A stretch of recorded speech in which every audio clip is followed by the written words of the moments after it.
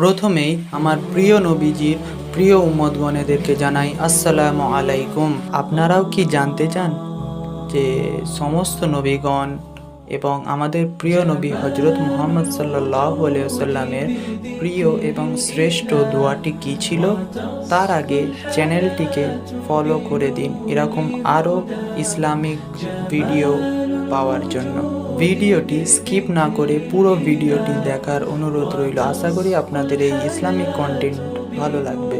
দোয়াটি হলো লা ইলাহা ইল্লাল্লাহু ওয়াহদাহু লা শারীকা লাহু লাহুল মুলক ওয়া লাহুল হামদু ওয়া হুয়া আলা কুল্লি শাইইন কদির। ভিডিওটি ভালো লেগে থাকলে একটি লাইক করে দিন এবং বেশি বেশি করে শেয়ার করে দিন, যাতে আপনার মাধ্যমে কেউ এই দোয়াটি শিখুক এবং আপনিও আল্লাহ তাআলার কাছে সওয়াব পান ইনশাআল্লাহ।